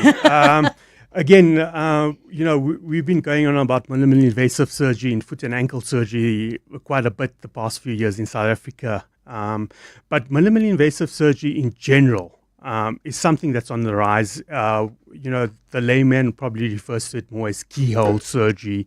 We're going through smaller incisions. We're doing things through smaller incisions. We're using specialized tools like cameras and scopes and things to get around what we need to do. Doctor, as we close off, what would you like to share with all the listeners on the subject of the partial foot and toe prosthetics? I think the biggest thing still for me is the psychology. I think if you don't treat a person's psychology, you're actually going nowhere. So you throw the best operation at them, throw the best prosthetics at them. If they're depressed, they're down, they're out, you're not going to get anywhere. So really it's about psychology, and for me, it's tapping into what's around them and the family support system more than anything else. Thanks for reminding us about that part, because at the end of the day, for them to do the rehab, fit it, go through the discomfort of wearing it and all of that, they have to be in the right mindset. Now we have 4 or 5 other masterclasses we have to do just off of this conversation. Thank you so much, Doctor, for your time. Sure. Thanks a lot, Relebogile. Volksfest deals are back. Get a free upgrade to the Polo Vivo Life when you buy a new Polo Vivo and pay 0% deposit. Get more features at no extra cost. Buy it now and only pay 3 months later. Offer valid only through Volkswagen Financial Services. Looking for something sportier? The stylish T-Cross is yours from just 399,900 Rand. These Volksfest deals won't last. Visit your nearest dealer today or visit vw.co.za. Ready to discover the wild beauty and vibrant charm of Western Australia. With South African Airways, getting there is easier than ever with direct flights to Perth 5 times a week from South Africa. Explore world-famous beaches, the magic of the outback, and Perth's buzzing city life, all just a direct flight away. Book your seat today at flysaa.com and experience the wonders of Western Australia with SAA. We love rating things. Our phones, our cars, but our health? Your health lets you do what you love with the people you love. So who are you staying healthy for, and how can you improve your health? Choose Dis-Chem Life, the life cover that helps you live a healthier, more rewarding, longer life with regular health checks. Visit dischemlife.co.za now. Dis-Chem Life. Choose a better partner for life. Dis-Chem Life is an authorized FSP 50594, underwritten by Guardrisk Life, a licensed life insurer, FSP 76. T's and C's apply. The Money Show. Weekday evenings at 6. We're talking about financial emergencies and how to prepare for them. And I think a lot of people find themselves in a position where they're terrified to open the banking app. They certainly don't look at the emails from the banks and the people to whom they owe money, because what they know is that they can't make a plan to deal with that. And so they ignore it. Warren Ingram is a certified financial planner at Galileo Capital. The Money Show on 702. Let's walk the talk. The Money Show with Stephen Grootes is brought to you by Absa CIB, proud sponsor of the Africa Energy Forum 2025. Your story matters. Absa is a registered FSP. Relebogile is on X at Relebogile M. Thank you so much for joining us on 702 Afternoons. If you're like Relebogile, I'm left with more questions than answers. You're not alone, and this is the beauty of us having master classes. I do think we need to get the person who makes prosthetics to come through as well. And just the conversation around amputations is actually huge. When you look at the psychology part of it, and none of us will be able to understand unless we've been through it ourselves. So these are things we will definitely pick up. PrimeMediaPlus.com or download the app. Thanks for joining us. It's 3 o'clock. This is EWN. NPA forges ahead with its appeal of Omotoso judgment, and South Africa given the green light to prepare to host Formula One.